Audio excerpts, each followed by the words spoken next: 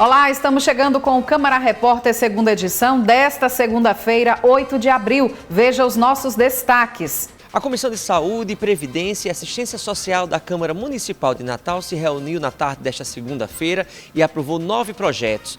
Dentre eles, destaque para a criação de macas extras que vão ser utilizadas pelas ambulâncias aqui na capital. Comissão de Justiça aprova projeto de lei que assegura a mulheres de baixa renda o acesso prioritário a serviços sociais. Plataforma lançada pelo Sebrae facilita crédito para empreendedores. Estoque de sangue do Hemonorte está com quantidade muito abaixo da média. Aqui no estúdio eu vou conversar com o Procurador-Geral do Ministério Público do Trabalho no Rio Grande do Norte, Dr. Gleidson Gadelha. Nós vamos conversar sobre a campanha do Abril Verde de prevenção dos acidentes de trabalho. Vem com a gente, o Câmara Repórter, segunda edição, está no ar.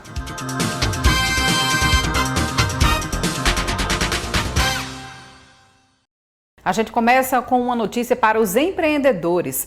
O Sebrae desenvolveu uma nova ferramenta para aproximar empreendedores das alternativas de crédito disponíveis no mercado. O Sebrae apresentou ao mercado uma nova ferramenta revolucionária, o Crédito Já, com o objetivo de agilizar e facilitar o acesso a créditos para empreendedores. A plataforma promete simplificar todo o processo de solicitação de empréstimos. Ela foi criada diante de uma dor que a gente já percebia junto aos empreendedores, né? O difícil acesso ao crédito. Pesquisas mostram que em torno de 60% a 66% dos micro e pequenos empresários, eles não conseguem obter o financiamento. E quando chegou a pandemia, essa dor ficou ainda mais forte. Então a gente idealizou uma plataforma onde o próprio empresário solicitasse o crédito de forma agendada, colocando quanto queria, e a gente fez algumas parcerias com algumas instituições financeiras. A plataforma ela não é só acessar o crédito, ela tem outras ferramentas que permitem que o empresário tenha uma tomada de decisão consciente na hora do crédito, na hora de acessar o crédito, e que ele também permita um planejamento financeiro com a gestão mais eficiente. Com a participação de 39 instituições financeiras, os empresários terão uma ampla gama de opções para escolher a melhor oferta de crédito para seu negócio. Além das nossas instituições financeiras do Rio Grande do Norte, Banco do Brasil, Caixa, Agência de Fomento, Sicobi, a gente também tem lá fintechs, bancos digitais, que também podem auxiliá-los na hora da tomada do crédito. Quais são os empresários, os empreendedores que podem solicitar esse crédito? Aqueles empreendedores que são público do Sebrae, empreendedores que faturam até 4.800.000 ano.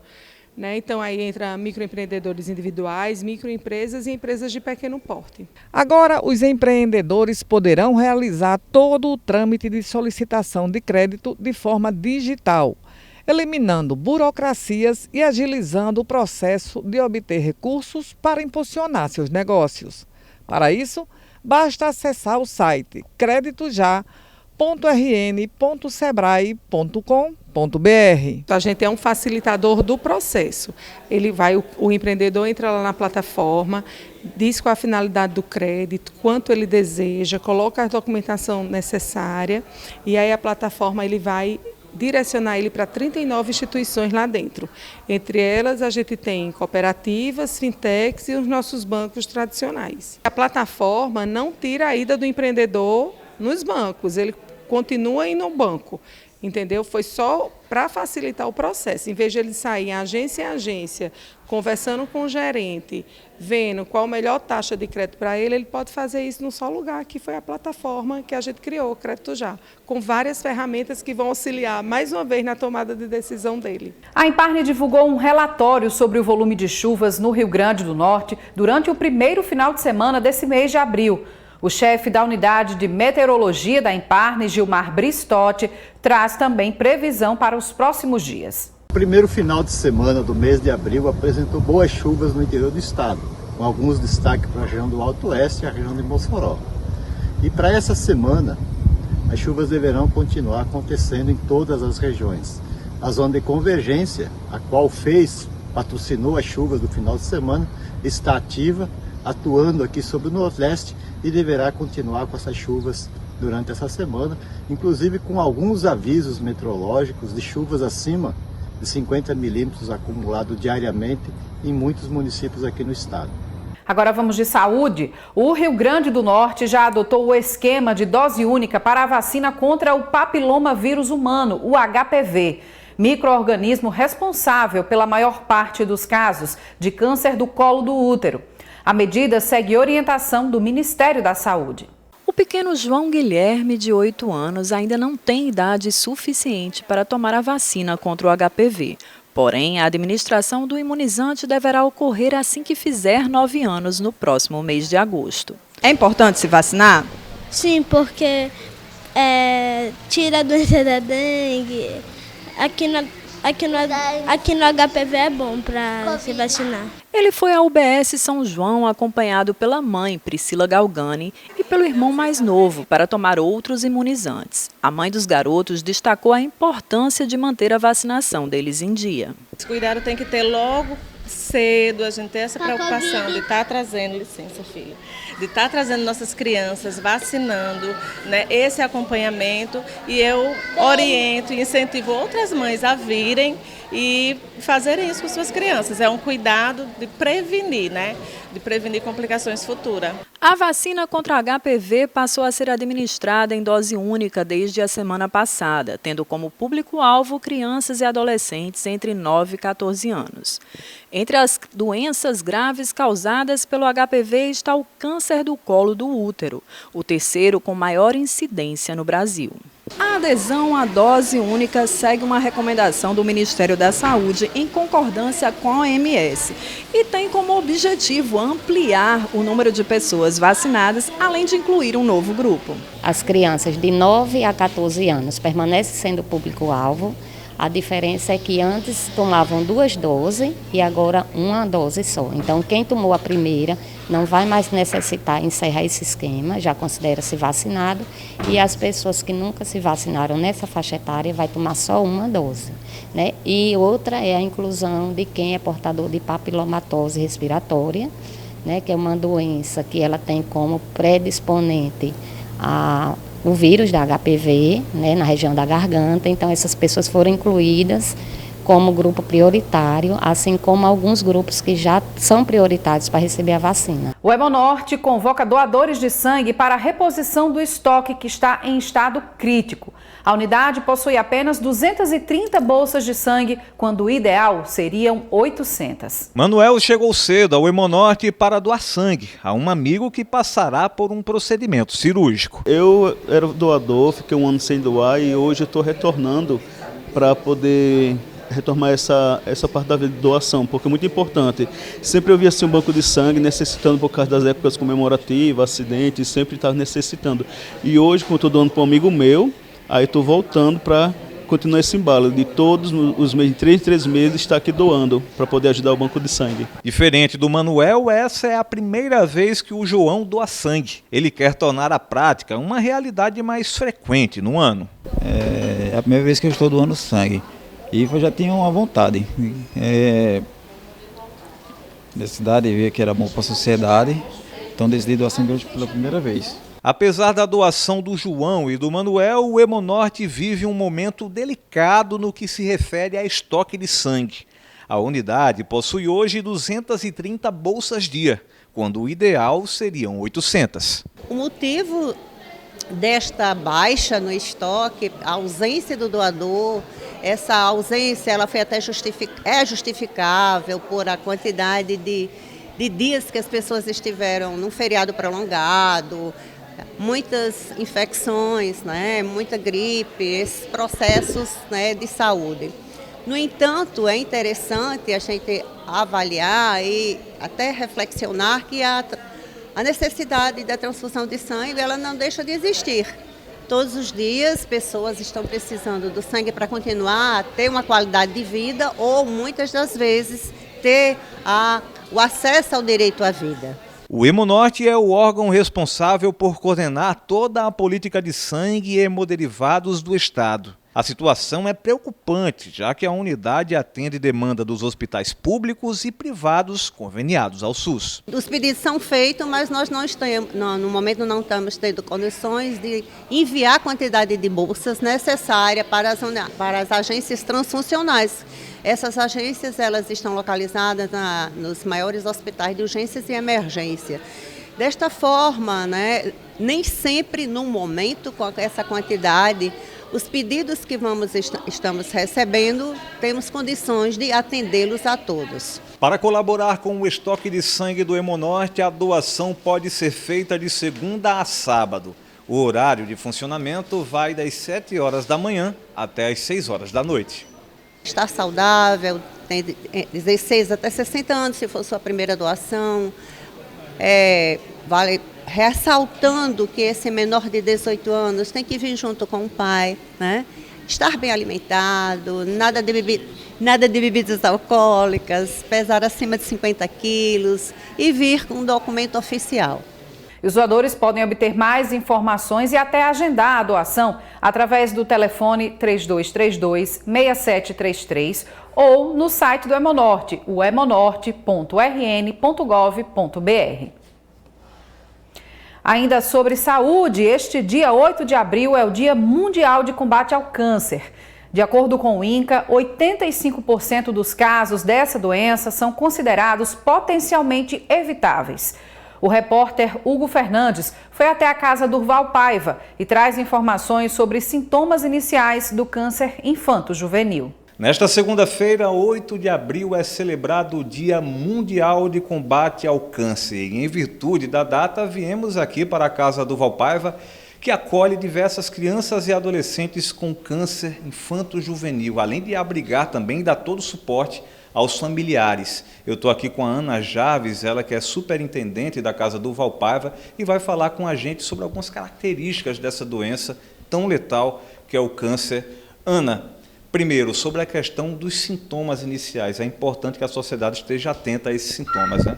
Muito importante. E mais uma vez aqui, essa relevância, de chegar até você que está em casa e de você que é mãe, é pai, é tio, é avô, que tem uma criança, que tem uma adolescente, que vocês podem observar, é porque há mais de 20 anos as estatísticas do câncer infanto-juvenil continuam as mesmas.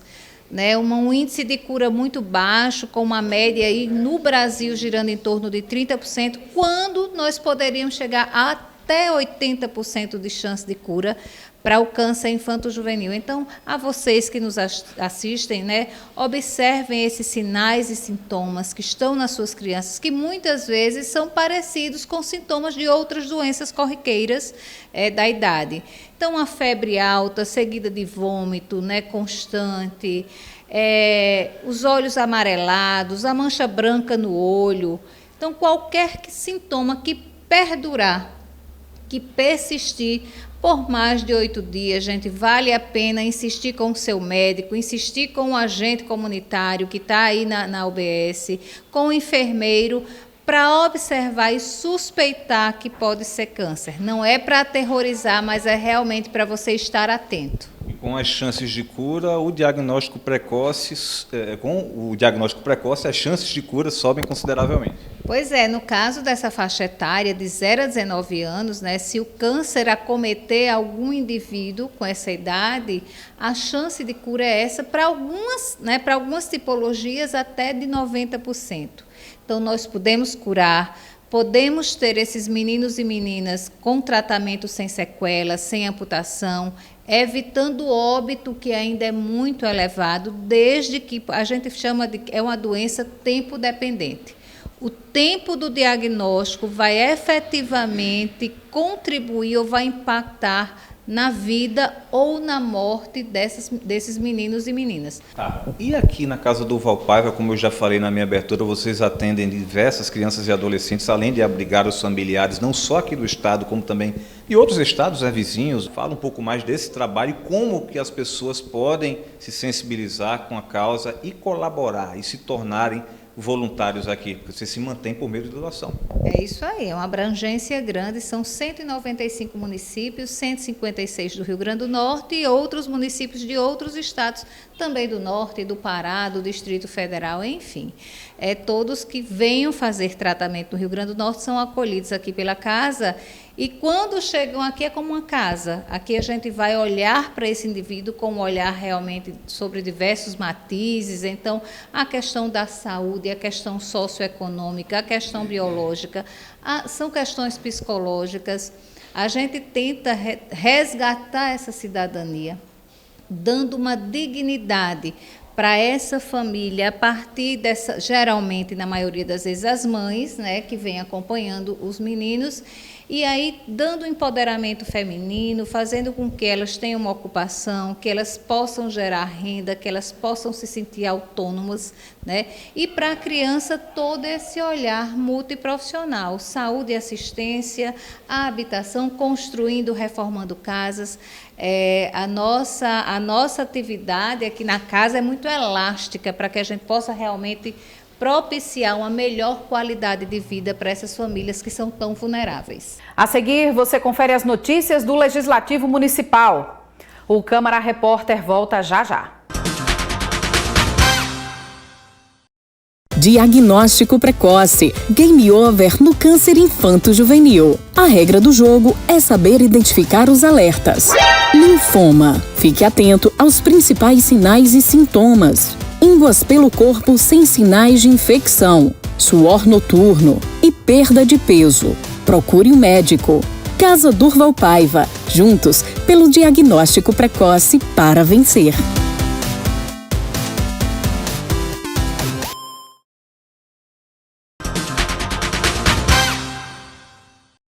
Estamos de volta com as atividades da Câmara. Nesta tarde, a Comissão de Saúde aprovou 9 projetos de lei. Um deles voltado à criação do cadastro de pessoas com espectro autista aqui em Natal. Na tarde desta segunda-feira, a Comissão de Saúde se reuniu no plenário da Câmara Municipal de Natal. O encontro aprovou 9 dos 10 projetos que estavam em pauta. Um dos destaques trata-se sobre o projeto de lei de número 89 de 2022, que dispõe sobre a criação de marcas adicionais nas unidades móveis do SAMU em Natal.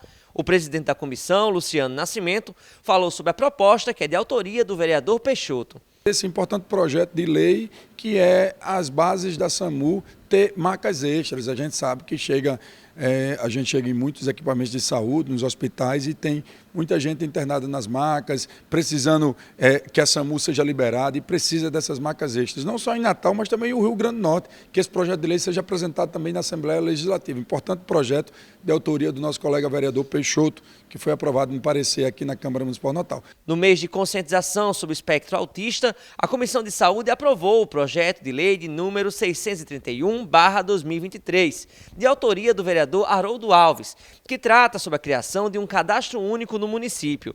A medida garante maior atenção a esse público na capital. A gente só pode criar políticas públicas, a gente só pode criar um projeto de grande magnitude quando a gente conhece o público-alvo, quando a gente sabe a quantidade e quando a gente se cria um cadastro único desse, a gente vai buscar toda a população com transtorno de espectro autista para se cadastrar. E aí a gente possa criar políticas públicas, buscar mais atendimentos, buscar mais garantias de direitos. No final da reunião, a comissão definiu para o próximo dia 15 de abril uma visita de fiscalização à maternidade Araquém Pinto, que ainda não tem horário definido.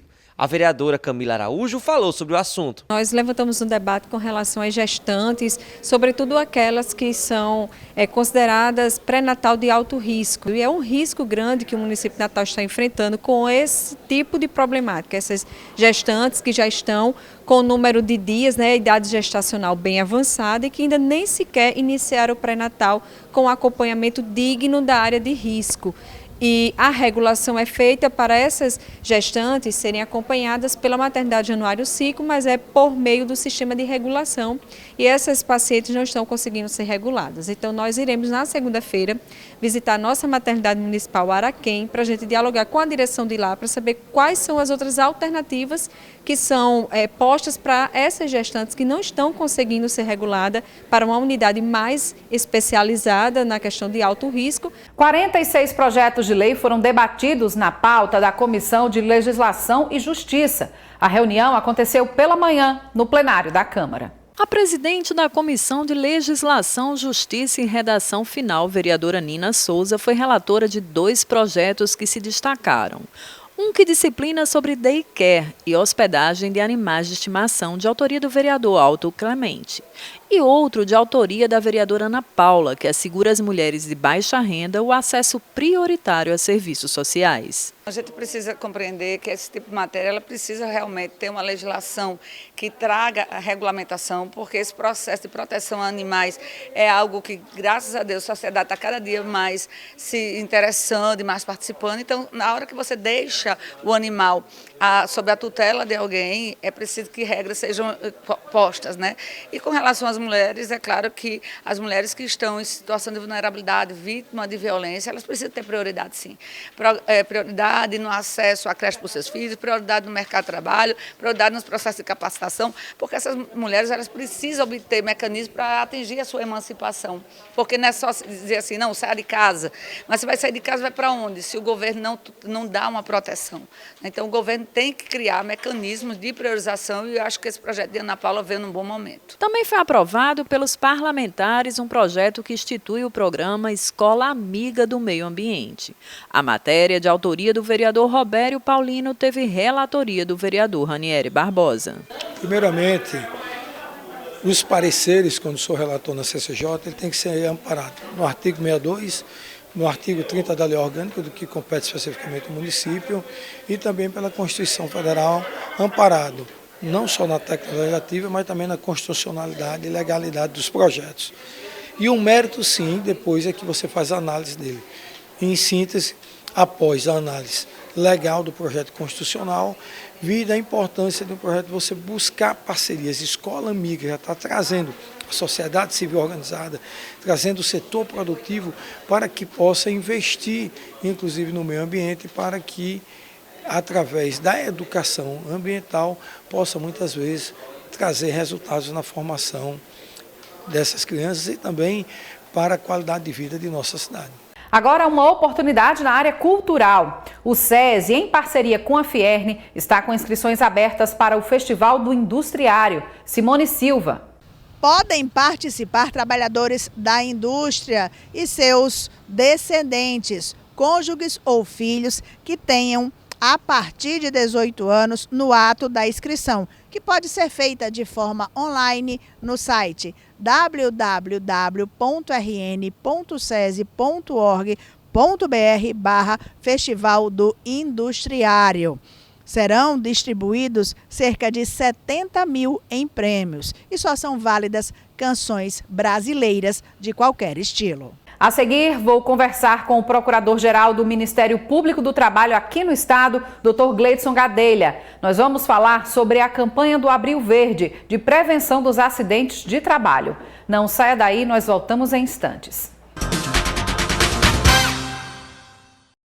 Diagnóstico precoce. Game over no câncer infanto-juvenil. A regra do jogo é saber identificar os alertas. Linfoma. Fique atento aos principais sinais e sintomas. Ínguas pelo corpo sem sinais de infecção. Suor noturno e perda de peso. Procure um médico. Casa Durval Paiva. Juntos pelo diagnóstico precoce para vencer.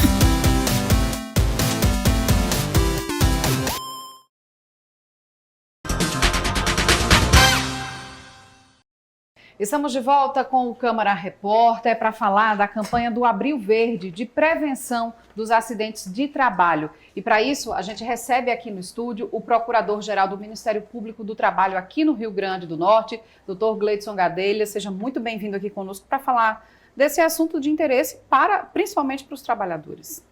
Somos nós que agradecemos, ficamos muito felizes de estar aqui conversando mais uma vez com você sobre um tema talvez o mais importante na área do trabalho, que é a vida e a segurança das pessoas. Com certeza, doutor Gleidson. Qual é a realidade hoje quando se fala de acidente de trabalho aqui no Brasil ou aqui no nosso estado? O Brasil é um dos campeões mundiais de números de acidente de trabalho. Nós, além de sermos grandes, nós temos áreas que as pessoas morrem ainda e que as pessoas são mutiladas e são afastadas do mundo do trabalho. Para se ter uma ideia, o ano passado foram mais de 700 mil acidentes do trabalho registrados. E de 2011 para 2022, nós tivemos 7,5 milhões de acidentes no Brasil. Sendo que a maioria ainda é com homem, mas a participação das mulheres cada vez é maior e hoje, percentualmente, as mulheres sofrem mais acidentes e são mais adoecidas. Sim, doutor Gleidson, e tem algum setor que chama mais a atenção do poder público quando se trata de acidente de trabalho? Existem alguns setores tradicionais que nós tivemos números durante muitos anos, né? Construção civil, extração mineral, mas esses tradicionais estão melhorando, os números estão melhorando. Agora só que aparecem outros, sim, muito maiores, que são os trabalhadores de plataformas digitais, os famosos Ubers, né? Sim. O Rio Grande do Norte, o ano passado, deram entrada aqui em Natal, no Valfredo Gugel, no pronto-socorro, 7.500 pessoas acidentadas, né? Só de moto. A maioria delas, pessoas... Motoentregadores. Motoentregadores. Essas pessoas, tradicionalmente, não são contabilizadas, porque não tem um empregador.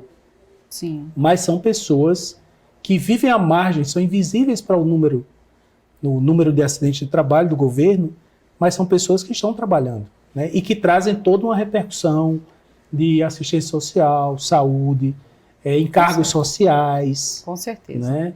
E isso é só um exemplo. Existem outras áreas também, né? À medida que tenha muita informalidade, também se tem uma sonegação de números. Né? Sim. Então, imagine se a gente consegue contabilizar todo mundo. Os números seriam ainda bem maiores. Doutor Gleidson, e dessas reuniões com os órgãos de trânsito, como o senhor citou, quais são os desdobramentos, as próximas ações a respeito desse assunto? Nós fizemos reuniões na Procuradoria, especificamente com os órgãos que gerem o trânsito no estado do Rio Grande do Norte, as promotorias, além das pessoas envolvidas, vários setores.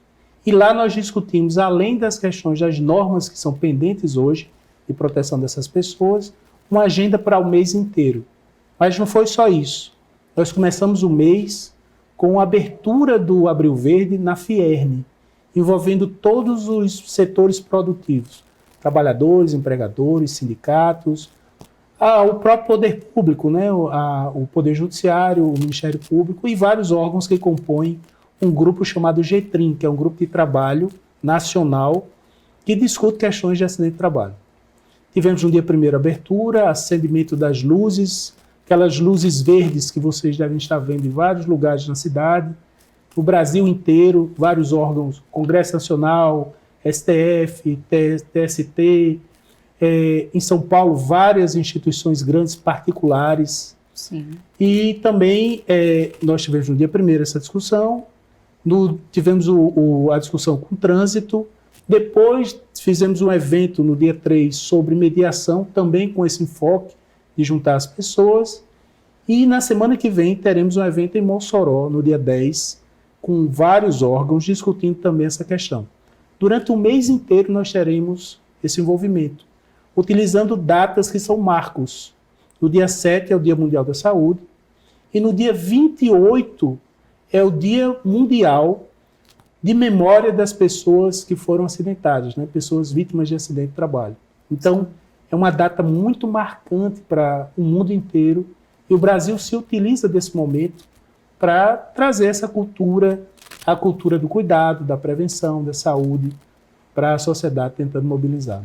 E falando nessa questão do cuidado, qual a percepção que os órgãos públicos têm em relação às empresas? Elas elas se mostram cada vez mais abertas a adotar essas condutas de segurança, de seguir as normas?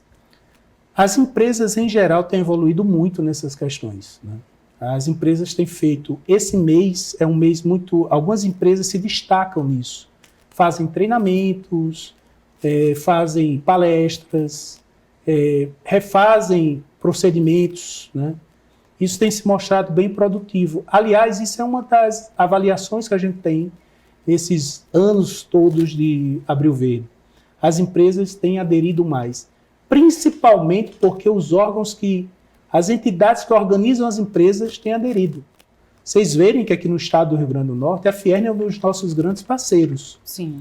E nós somos convidados, nós, Ministério Público, a participar das reuniões internas da Fierne, esclarecendo, ainda nesse mês, as possibilidades de cooperação nos vários setores, não só no Sistema S, nos sindicatos envolvidos, no FEComércio, na parte de educação, na parte de treinamento e também na parte sindical deles, né? Isso mesmo.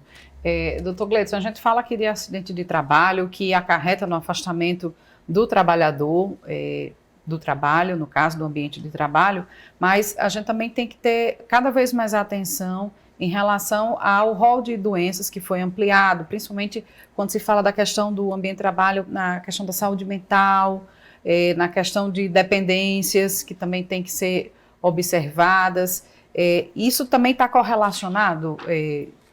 O Abril Verde é pensado nessa cultura para abranger tudo que vulnere a saúde e a segurança do trabalhador. Não só aquilo que classicamente nós conhecemos, no acidente de trabalho, aquele que tem morte, amputação, né, que é o algo mais comum, né, infelizmente ainda, mas também aspectos de adoecimento, né? Uma lista cada vez maior de doenças aparece relacionada ao trabalho. E essas doenças não são só de questões de fatores químicos que a gente desconhecia há alguns anos. Há alguns anos a gente não sabia fatores de rádio, de químio sobre as pessoas, mas também fatores de adoecimento mental, né? Ligações entre o fator psicológico, psiquiátrico e o trabalho. Então, nós temos hoje um rol grande de doenças. Esse rol tende a aumentar, né, porque aparecem necessidades que a gente não conhece. Por exemplo, a Covid. Cada dia aparecem consequências da Covid que a gente não sabia. Consequências cognitivas, por exemplo, perda de memória. Né? Tem estudos que já comprovam que algumas pessoas podem ter perdido mais de 1/3 da capacidade de memória. Então, como você exigir das pessoas o mesmo nível de metas que se tinha antes? Concentração, memória, capacidade de foco. Então, é uma questão hoje, uma área que tende a crescer muito. Por isso, a cultura do autocuidado, da saúde e da prevenção é cada vez mais importante, porque nós devemos estar minimamente preparados, não só com corrimão, né, com a sinalização, que é muito importante, repita-se, isso salva vidas, mas também com a capacidade de olhar para as pessoas que estão ao nosso lado, ter um olhar de proteção, de cuidado, porque as pessoas adoecem de maneiras muito criativas e isso pode levar, inclusive, à perda da vida. A gente fala aqui, claro, que o Ministério Público do Trabalho em si fiscaliza mais as empresas que têm a obrigação de seguir as normas, mas também quando se fala do próprio trabalhador, há uma cultura ainda de que precisa ser aperfeiçoada para a observação dessas normas que muitas vezes estão postas, mas que não são seguidas? Existe sim. A obrigação, o dever de cuidar da saúde é todo mundo. Mas o empregador é a pessoa que domina e que dirige o seu ambiente de trabalho. Não existe aquela desculpa de dizer ele não usa um equipamento de proteção individual porque não quer. É dever do empregador exigir do trabalhador, inclusive isso é uma das hipóteses de mandá-lo embora, por justa causa. A pessoa não tem disposição de dizer se quer ou não usar um capacete. Quando você aceita um contrato de trabalho, você aceita também o dever de autocuidado. Não há lugar para não fazer isso dentro do contrato de trabalho. A pessoa que dirige sem um cinto de segurança, o motorista, ele pode ser demitido por isso. Se ele usa alguma substância, ele pode ser demitido por isso. Então, não existe só a questão de dizer que é uma disponibilidade da pessoa, é um dever da empresa. Mas isso não também retira o dever da empresa de usar meios de convencimento. Sim. Né? É uma cultura que a empresa mostre que ela tem preocupação com isso, ela tem fiscalização, ela tem cuidado com o seu empregado. Né? Não é só você usar um capacete, é você ver também que a pessoa está trabalhando, às vezes, sobre o uso de uma droga, que a pessoa recorre a certas substâncias para trabalhar. Né? Nós temos casos, muitos casos famosos no Brasil, que você despreza que a pessoa está adoecida, com uma dependência química, né? E por isso a gente tem tanto cuidado e exigir que as empresas façam exames admissionais, mas também pratique uma coisa chamada olhar cuidadoso. Sim. O olhar cuidadoso sobre a pessoa. O trabalhador é uma pessoa dentro do ambiente que os seus empregadores também são pessoas. A pessoa tem um CNPJ, mas quem está ali para gerir são pessoas. Ele não perde a qualidade de uma pessoa cuidando de outra só porque está na função de um gerente. Então, o cuidado é algo que deve ser partilhado também pela empresa, pelo CNPJ. Realmente é um trabalho muito grande de conscientização, né, dentro dessas ações que o Ministério Público do Trabalho continuamente continua a fazer, junto a esses demais órgãos, fazendo essas articulações. E a gente então deseja aqui um bom trabalho, né, que isso realmente resulte nessa redução, né, de acidentes, já que o senhor falou aqui no início, desse número aí preocupante, né, de acidentes de trabalho que são registrados aqui no nosso país. Dr. Gleidson, muito obrigada pela sua participação. Sou eu que agradeço, é sempre um prazer conversar com você. E esta edição do Câmara Repórter fica por aqui. A você que nos acompanha, obrigada pela sua audiência mais uma vez e continue ligado na nossa programação. Tem sempre notícia atualizada sobre o que acontece aqui na Câmara Municipal e também na nossa cidade. Tchau.